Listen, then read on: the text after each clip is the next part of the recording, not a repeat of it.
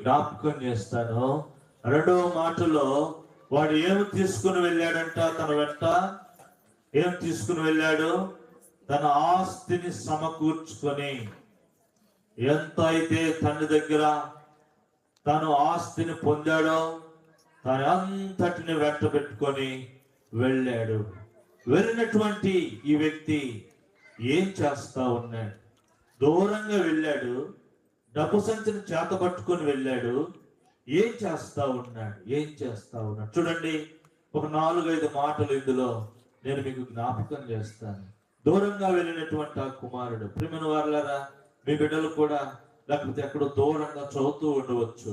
మనం అనుకుంటాం బిడ్డలు అక్కడ బాగా చదువుతూ ఉన్నారు, మమ్మీ ఎక్కడి నుంచి వాడు అంటాడు అవసరం లేకపోతే, డాడీ మమ్మీ ఫీజు కట్టాలా, నాకేం పంపించు, డబ్బులు పంపించు. ఓమో అయ్యో మా కొడుకు ఏం చదువుతున్నాడు, తల్లిదండ్రులకి ఏం తెలియదు. ఎక్కడున్న తల్లిదండ్రులకి వాడు ఏం చేస్తున్నాడో తెలియదు. అక్కడ వాడు ఏం చేస్తా ఉన్నాడో, ఎలాగో వాడి జీవితాన్ని వాడు కొనసాగిస్తా ఉన్నాడో, వాడు మంచిగా ఉంటున్నాడో లేకపోతే చెడ్డగా ఉంటున్నాడో ఇక్కడ ఉన్న తల్లిదండ్రులకు మాత్రమో తెలియదు. ఒకటి మాత్రం తెలుసు, మా అబ్బాయి పట్టణములో చదువుతా ఉన్నాడు. ఏం చదువుతున్నాడంటే, ఏమోనయ్యా ఇంతకేదో కానీ చదువుతా ఉన్నాడు. ఏం చదువుతున్నాడమ్మంటే, నాకు నోరు తిరగట్లేదే కదా. ఏం చదువుతున్నాడంటే, ఏదో ఏదో చదువుతున్నాడంటయ్యా, డాక్టరు యాక్టరు. వాడు డాక్టర్ చదువుతున్నాడు, యాక్టర్ చదువుతున్నాడు, ఏం చేస్తున్నాడు ఇక్కడ ఉన్న వాళ్ళకి తెలియదు. ప్రియమైన వారలారా, తాను డబ్బు సంచిని చేత పట్టుకొని వెళ్ళి ఏం చేస్తా ఉండవచ్చు. చూద్దామా? దేవుని యొక్క వాక్యం ఏమి జ్ఞాపకం చేస్తా ఉంది. చూడండి, సామెతల గ్రంథము 5వ అధ్యాయము, సామెతల గ్రంథం 5వ అధ్యాయము 8వ వచనం నుంచి 14వ వచనం వరకు మనం చదివితే, వాడు డబ్బు తీసుకొని వెళ్ళి ఏం చేయటం ప్రారంభించాడు ఆ కుమారుడు.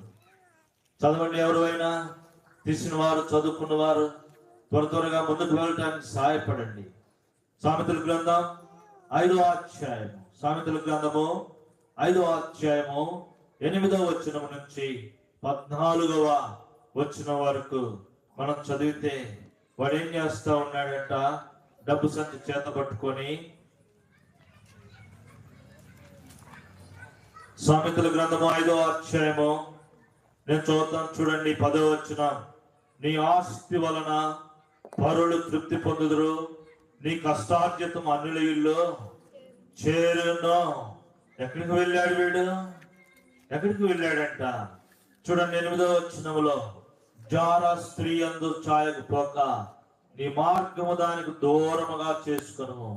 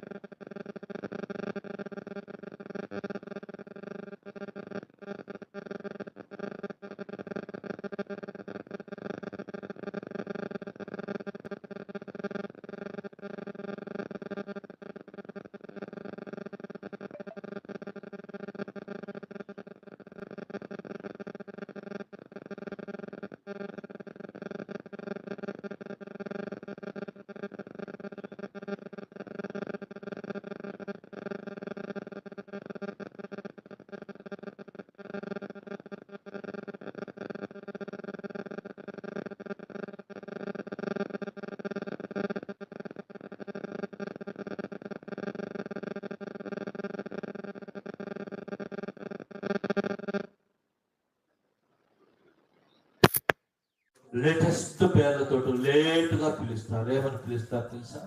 పబ్స్ అంటాం. పబ్స్ లో ఏముంటాయి? ఎప్పుడన్నా చూసారా?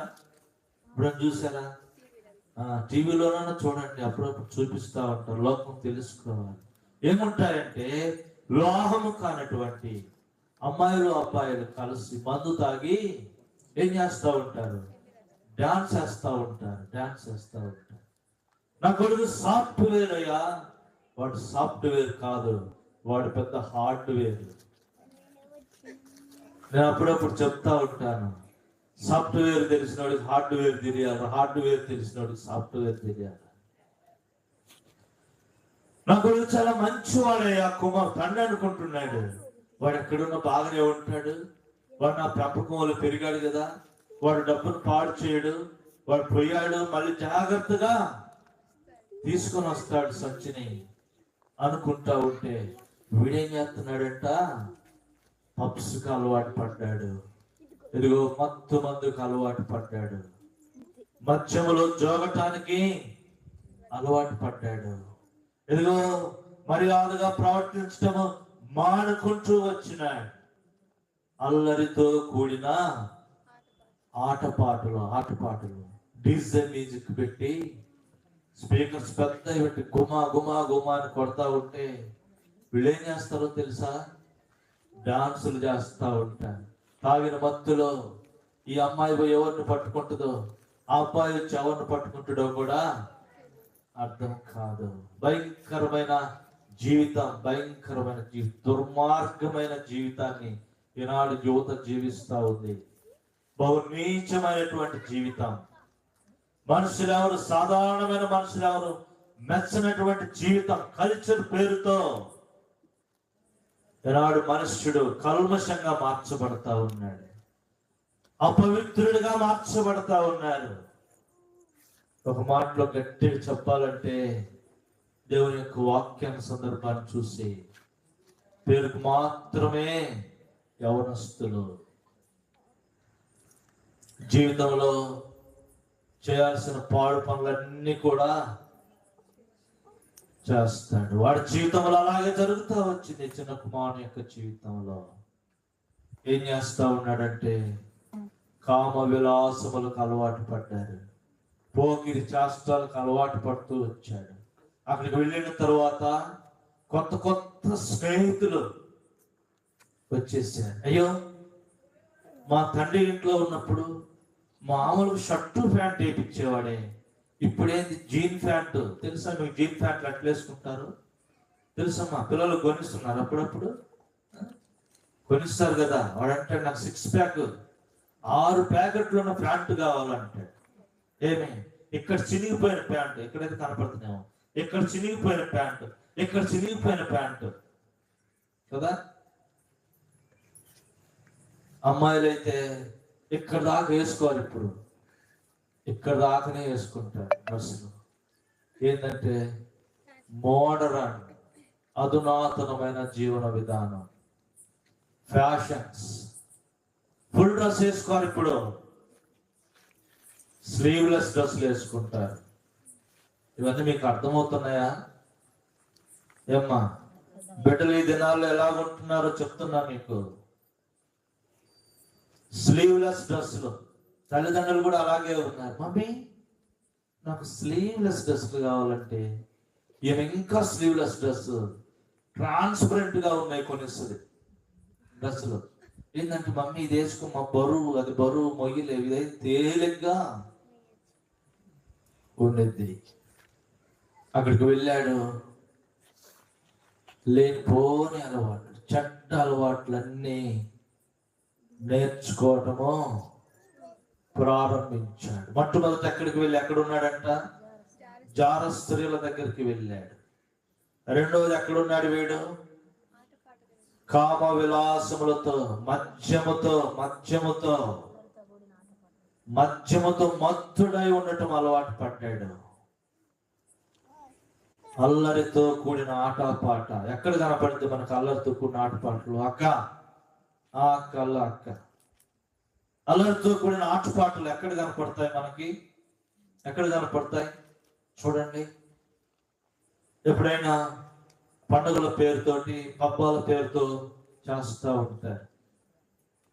ప్రతి ఇంట్లో కూడా అల్లరితో కూడిన ఆటపాటలతో ఒక బాక్స్ ఉంటుంది. ఈడియట్ బాక్స్ అంటారు దాన్ని. ఏంటిది ఆ బాక్స్? పెద్దది, ఎంత పెద్దది ఉంటుంది. ఈ దినాల్లో ప్రతి ఇంట్లో ఉంటుంది. అది లేకుండా ఇల్లు లేనే లేదు. ఏంటిదంటే అది టీవీ పెడతారు. అక్కడ వాళ్ళు చేసే అన్ని వీళ్ళు నేర్చుకుంటాం. సరే, ముందుకు వెళ్తాం. చాలా సంగతులు ఉన్నాయి. మరి మీకు చెప్పినట్లుగా నేను ముగించాలి కనుక ముందుకు వెళ్తాను. చూడండి, రెండవది మద్యముతో ఉండటానికి అలవాటు పడ్డాడు. తండ్రి ఇంటిలో ఎంతో పద్ధతిగా పెంచబడ్డ ఈ కుమారుడు తండ్రిని విడిచి దూరంగా వెళ్ళి లోకములు కలిసిపోయి కామ విలాసముల చేత అలాగను వాడి జీవితాన్ని, యవన కాల జీవితాన్ని పాడు చేసుకుంటూ ఉన్నాడు. యవన కాలమే కాదు, ఇవాళ నువ్వు ఏ వయస్సులో ఉన్నా కూడా యవనస్తుడి వలె ఉంటే ఈ రాత్రి నీ జీవితం మార్చబడాలి. యవనస్తుడివా, మధ్య వయస్కుడివా, ఒకవేళ నీ జీవితంలో తాగుడు అలవాటు ఉందా? వ్యభిచారిగా జీవిస్తా ఉన్నావా? తిరుగుబోతుగా జీవిస్తా ఉన్నావా? తాగుబోతుగా జీవిస్తా ఉన్నావా? దొంగగా జీవిస్తా ఉన్నావా? నరహంతుడిగా జీవిస్తా ఉన్నావా? రాత్రి ప్రభు నీతో మాట్లాడుతూ ఉన్నాడు. నీ జీవితము మార్చబడాలి. నీ జీవితం మార్చబడాలి. చూడండి, మూడో మాటను ఇందులో నేను జ్ఞాపకం చేస్తాను. చూడండి, రెండవది ఏం చెప్పాను? అల్లరితో కూడిన ఆటపాటలు. మూడో మాట చూడండి, పేతురు రాసిన పత్రికలో 1 పేతురు 4వ అధ్యాయము 4వ వచనం. 1 పేతురు రాసిన పత్రిక, పేతురు రాసిన మొదటి పత్రిక 4వ అధ్యాయము 4వ వచనం. తీసిన వారు చదవటానికి ప్రయత్నం చేద్దాం. పేతురు రాసిన మొదటి పత్రిక 4వ అధ్యాయం 4వ వచనం. అపరిమితమైన దుర్వ్యాపారమునందు తమతో కూడా మీరు పరిగెత్తకపోయినందుకు వారు ఆశ్చర్యపడచ్చు, మిమ్మల్ని దూషిస్తూ ఉన్నారు. 3వ వచనం నుంచి మీరు చూస్తే, మనము పోకిరి చేష్టలు, దురాశలు, మద్యపానము, అల్లరితో కూడిన ఆటపాటలు, త్రాగుబోతులు విందులు, చేయదగిన విగ్రహ పూజలు మొదలైన వాటి యందు నడుచుకొనుచు అన్యుల ఇష్టము నెరవేర్చుచుండుటకు గతించిన కాలమే చాలు. ఇప్పుడు ఏం చేస్తా ఉన్నాడు? వాని ఇష్టానికి ప్రవర్తిస్తా ఉన్నాడు, తన ఇష్టం వచ్చిన చొప్పున. అందుకే దేవుని యొక్క వాక్యంలో ఉంటుంది, ఎవరుడా నీ ఎవరి కాలమందు సంతోషపడము, నీ దృష్టికి ఏది ఇష్టమో అది చేయము. కానీ ఒకటి గుర్తుపెట్టుకో, నీవు చేసిన దానిని బట్టి దేవుడు నిన్ను తీర్పులోనికి తీసుకుని వచ్చును. మూడవదిగా ఎలా ప్రవర్తిస్తా ఉన్నాడు? ఎలా అవుతున్నాడంట? వాడి ఇష్టాలన్నీ కూడా నెరవేర్చుకుంటా ఉన్నాడు. అయ్యో, తండ్రి దగ్గర ఇవన్నీ లేవే, మా ఇంట్లో ఇవి లేవే కదా. ఈ దినాల్లో కూడా మరి అలాగనే ఉంటుంది. ఎలా ఉంటుంది అంటే, లోకంలో ఉన్నవన్నీ కూడా ఎక్కడ ఉండాలి? మన ఇళ్లలో ఉండాలి. పక్కన వాళ్ళ ఇంట్లో ఒక టేబుల్ ఉంది అనుకో, చక్క టేబుల్, అది మన ఇంట్లో కూడా ఉండాలి. ఉండాలా లేదా చెప్పండి? పలకరేమి ఎప్పుడు లేదా మీ జీవితంలో? అట్లా ఎప్పుడు జరగలేదా? ఆ అక్క మంచి శారీ కట్టింది అనుకో, అట్లా మనకు కూడా ఉండాలా లేదా? ఉండాలా లేదా? ఎప్పుడు అడగలేదా మీ వాళ్ళని? నిజంగా చెప్పండి, అడగలేదా? ఇంతవరకు నువ్వు చేతులు ఎత్తండి. అక్కడ ఉన్నాయన్నీ ఇక్కడ ఉండాలి. ఇప్పుడు ఇంకా లేటెస్ట్, ఆయన గారిని అడగాల్సిన అవసరము లేదు. కొంచెం సెల్ ఒత్తడం వస్తే చాలు, అందులో డబ్బులు ఉంటే చాలు. ఆన్లైన్ షాపింగ్ ఒక్కోసారి మా ఇంట్లో కూడా ఇలాగనే జరుగుతూ ఉంటుంది. మేడం గారు ఏం చేస్తారంటే, అలా సెల్ ఓపెన్ చేయగానే మంచి ఆమె నచ్చినవి కనపడితే ఏం చేస్తారు, తక్కువని బుక్ చేస్తారు. అది ఇంటికి వస్తుంది 4 రోజుల తర్వాత. ఇంటికి వచ్చినాక ఏమన్నా డబ్బులు ఇవ్వండి అని. ఎందుకు డబ్బులు ఇప్పుడంటే, నేనేం చేశానో తెలుసా? చీర బుక్ చేశాను, అది వచ్చింది, డబ్బులు ఇవ్వు. ఎందుకు ఈ మాట నేను జ్ఞాపకం చేస్తున్నా అంటే, ప్రతి కుటుంబంలో ఇలా జరుగుతూ ఉంటాయనే విషయాన్ని తెలియచేయడానికి, మన ఇష్టాలను నెరవేర్చుకోవడానికి, మన కోరికలను నెరవేర్చుకోవడానికి గతించిన కాలము సరిపోయింది. ఇప్పటికి ఎన్నో సంవత్సరాల నుంచి నీ జీవితంలో నీ ఇష్టం వచ్చినట్లుగానే జీవిస్తూ వచ్చినావు. బైబిల్లో ఒక ధనవంతుడు ఉన్నాడు. లూకా సువార్తలో అబ్రహాముతో అంటా ఉన్నాడు, అయ్యా ఒక్క చుక్క నీటిని ఆ లాజరును పంపించి ఒక్క చుక్క నీరు నా నాలుక మీద వేయమన్నాడు. ధనవంతుడైన ఆ లాజరు.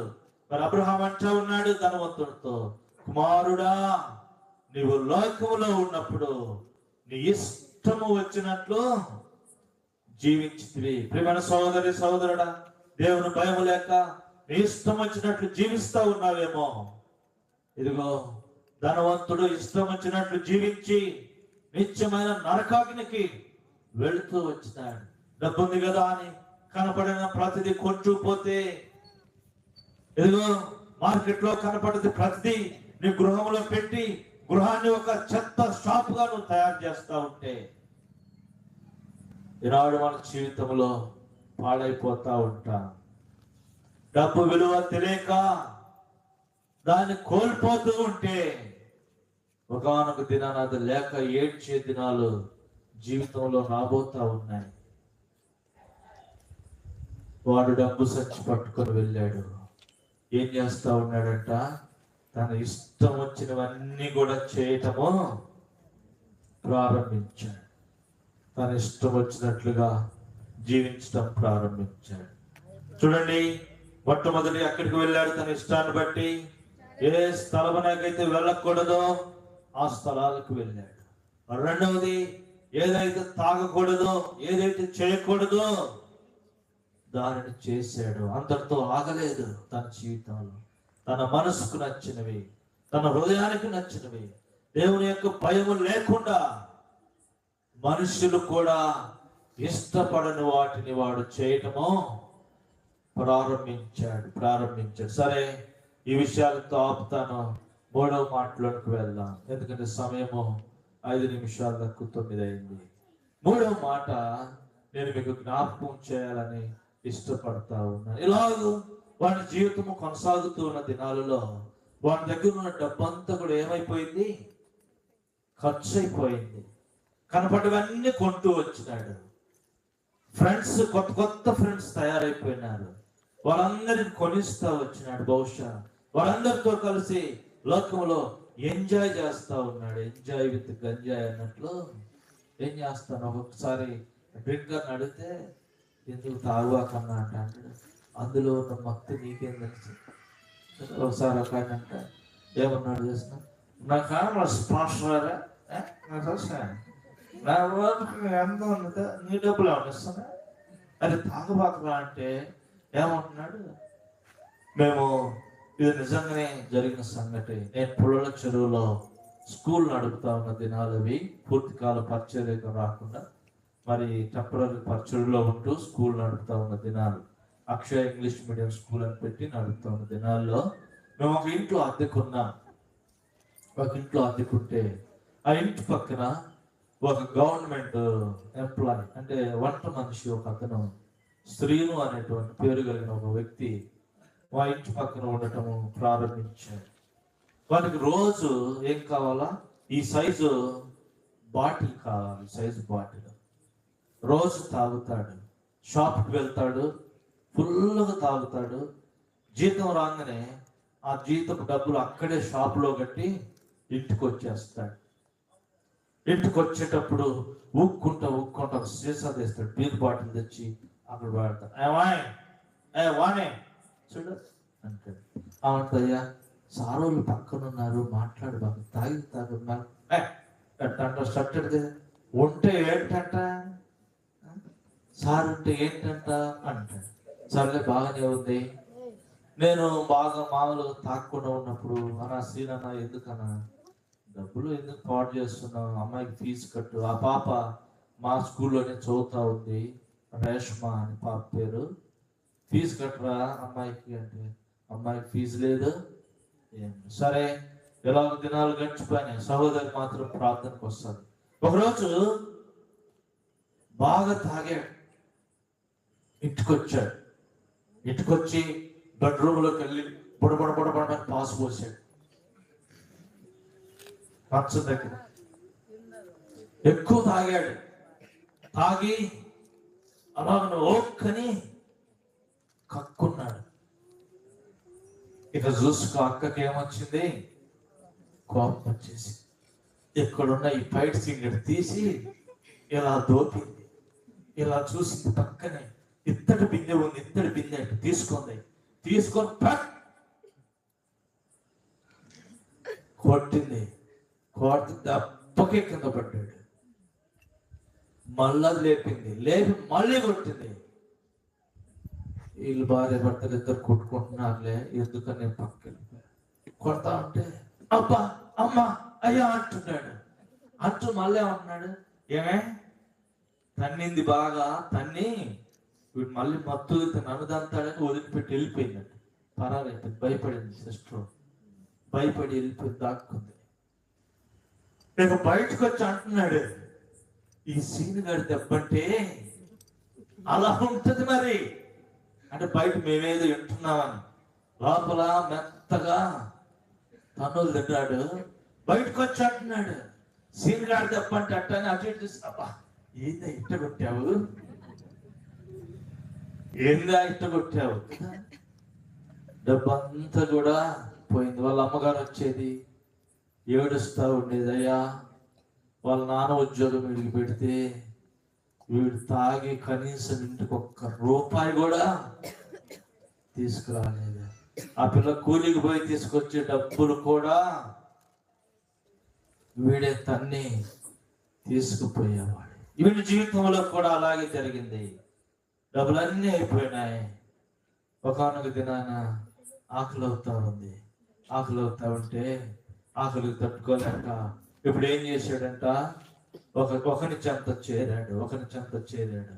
అయ్యా, ఏమన్నా ఉద్యోగం ఉందా, ఏదన్నా పని ఇస్తావా, నేను పని చేస్తాను. అయితే ఇదిగో పందులు కాసే ఉద్యోగం ఉందయ్యా. ఏ ఉద్యోగం అంట ఇది?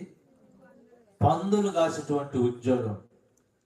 పందులు కాసుకొస్తే నీకు భోజనం పెడతాను అన్నాడు. సరేనాయనా, పందులు కాసుకొస్తాను, ముందు నాకు భోజనం పెట్టు. అట్లా కాదు, ముందు నువ్వు పందులు కాస్తే తర్వాత భోజనం పెడతాను. ఆకలి అవుతాను, ఇదిగో పందులు అక్కడ ఉన్నాయి, పందులు కుడితే పో అన్నాడు. అంటే ఇప్పుడు ఏమైపోయింది, సరే అని వెళ్ళాడు. వెళ్ళంగానే అక్కడ ఏం కనపడిందంట, పందులకేసే పొట్టు కనపడింది. ఆకలి తట్టుకోలేని స్థితిలో ఉంది. సమస్తము కోల్పోయాడు. దిగంబరుడిగా చేయబడ్డాడు. తాగుబోతుగా, తిరుగుబోతుగా చేయబడ్డాడు. ఎంతో సౌఖ్యంగా, సుఖంగా, కష్టమంటే ఏదో తెలియకుండా పెరిగిన ఈ కుమారుడు ఈ దిన తినడానికి తినలేని స్థితిలోనికి వెళ్ళిపోయాడు. సరే, ఒక ట్రైల్ వేద్దాము. ఆ పందులు పొట్టైన తిని ఆకలి తీర్చుకుందామని చెప్పి ఇట్ట పందిలాగా దూగాడుకుంటూ పోతున్నాడంట. పందులు అంటా ఉన్నాయి, రే ఇంత పెద్ద పంది ఎక్కడి నుంచి వచ్చిందిరా మన మధ్యలోకి కదా, ఏంది మన పంది సైజు కంటే ఎక్కువ సైజు ఉందే ఇది, వాసన చూస్తా ఉన్నాయి అంటే పంది వాసన రావట్లేదే, ఏం వాసన వస్తుంది, మనిషి వాసన వస్తుంది, చెమట పోసిన వాసన వస్తా ఉంది. అవేం చేస్తా ఉన్నాయి, వాటి భాషలో మాట్లాడుకున్నాయి, రే మన ఆహారం తీసుకుపోవడానికి వీడు వచ్చాడు, వీడికి పొట్టు మీద ఉన్న పొట్టు కూడా దొరకకూడదురా, ఒక్క ముక్క కూడా దొరకకూడదు. ఏం చేసినాయి, మూతులన్నీ అడ్డం పెట్టి గబగబా తాగాయి. పందులు పొట్టు కూడా దొరకలేదు. ముగిస్తా ఉన్నాను. వానికి ఏమొచ్చిందంటే మూడవది, వానికి బుద్ధి వచ్చినప్పుడు ఇప్పుడు అంటున్నాడు, నా తండ్రి ఇంట కూలి వాళ్ళకు సమృద్ధి అయినా ఆహారం ఉంది, నేను ఇక్కడ ఆకలితో బాధపడుతూ ఉన్నాను. తండ్రి ఇంట సమృద్ధి అయిన ఆహారం ఉంది. తీర్మానం చేసుకున్నాడు హృదయంలో, నేను నా తండ్రి వద్దకు వెళ్ళి ఈ మాట చెప్తాను, తండ్రి నీ కుమారుని నడిపించుకోవటానికి నేను యోగ్యుడను కాను. వారి జీవితంలో పశ్చాత్తాపం కలుగుతా ఉంది. సరే అని చెప్పి ఇంటి దారి పెట్టాడు. తండ్రి రోజు చూస్తా ఉన్నాడు, నిద్దెక్కుతాడు, నా కొడుకు ఇటే కదా పోయింది, రోజు చూస్తా ఉండేవాడు, నిద్దెక్కి ఏడుస్తా ఉండేవాడు, ఏమైపోయాడో బిడ్డ, ఎక్కడున్నాడో, తిన్నాడో తాగాడో తెలియదు. రోజు నా దగ్గర ఉంటే వాడికి కావలసినవన్నీ కూడా తెచ్చిచ్చేవాడిని, నన్ను అడుగుతూ ఉండేవాడు, రోజు కొంతసేపు వాడితో నేను మాట్లాడుతూ ఉండేవాడు, వాడు నా పక్క నుంచి కూర్చుండేవాడు, మరి నాతో మాట్లాడి రోజు బాగా సమయం గడుపుతూ ఉండేవాడు. ఇప్పుడు ఎక్కడున్నాడో ఏమో తెలియదు. తండ్రి హృదయం వేదనతో ఉంది. ఎన్నో సంవత్సరాలుగా తండ్రి హృదయం ఎదురు చూస్తూ ఉంది. ఒకనొక దినాన సాయంకాలం పూట అలాగ మిద్దె ఎక్కి అలాగ వాడు వెళ్ళిన దారిలోనే ఇదే దారిలో వెళ్ళాడు కదా అని అలాగ చూస్తూ ఉంటే ఒకడు వస్తా ఉన్నాడు. ఎలాగున్నాడో తెలుసా, తల దూకొని ఎన్నో రోజులు అయిపోయింది. బహుశా ఇదిగో తలంతా అట్టలు కట్టుకొని ఉందేమో, బట్టలు లేవు కదా, బట్టలు లేవు, సన్నగా అయిపోయినాడు. ఎందుకు, తినటానికి తిండి లేదు, సన్నగా అయిపోయి ఊగులాడుకుంటా ఇలాగ వస్తా ఉంటే తండ్రి చూస్తా ఉన్నాడు. అరే అల్లా వచ్చేవాడు ఎవడో, నా కుమారుడుగానే ఉంది. చిన్నప్పుడు వాడు అలాగే నడిచేవాడు. వాడిని చూస్తూ ఉంటే వాడు చెయ్యి ఇట్టంటము, ఇట్ట నడవటము నా కొడుకులాగానే ఉంది. కొంచెం దగ్గరకు వచ్చాడు, ఇంకొంచెం దగ్గరకు వచ్చాడు, వాడికి ఇంకనో ఇంటికి కొంచెం దూరంగా ఉండగానే తండ్రి పరిగెత్తుకుంట కిందకి వచ్చాడు. దూరంగా ఉన్న కొడుకు దగ్గరికి వెళ్ళి వాడి మెడ మీద పడి ముద్దు పెట్టుకొని తండ్రి ఆడవటమో ప్రారంభించాడు. అయ్యా, 8 దినాలు ఎక్కడికి వెళ్ళిపోయా, ఏమైపోయా? కుమారుడు అంటా ఉన్నాడు, తండ్రి నేను నీ కుమారుడను కాను, నీకు విరోధముగా నేను పాపము చేశాను, బుద్ధిహీనముగా ప్రవర్తించాను, నీ కొడుకు అనిపించుకోవడానికి నాకు అర్హత లేదు, నీ కూలి వాణులలో నన్ను ఒకనిగా పెట్టుకోమంటే తండ్రి ఏడవటం ప్రారంభించాడు. నాయన నువ్వు కుమారుడు కదా, నేను ఎలాగో చూడగలుగుతాను, నిన్ను కూలివాడిగా నేను ఎలాగో చూడగలుగుతాను, నీ కుమారుడివే కానీ నువ్వు కూలివాడు కాదు తండ్రి, నేను చేయరాని పాపము చేశాను, నీ హృదయం ఎంతగానో గాయపరిచాను, నీ మనసునంత వేదనకు గురి చేశాను, ఎన్నో సంవత్సరాలుగా కనీసం నీతో పలానా చోట ఉన్నానని కూడా జాడ కూడా నేను పంపలేదు. నీ కన్నీటికి, నీ చెడ్డ పేరుకు నేను కారణమవుతా ఉన్నాను. కూలివానిగా పెట్టుకుంటావా? కూలివానిగా పెట్టుకుంటావా అంటే తండ్రి ఆడవటం ప్రారంభించాడు.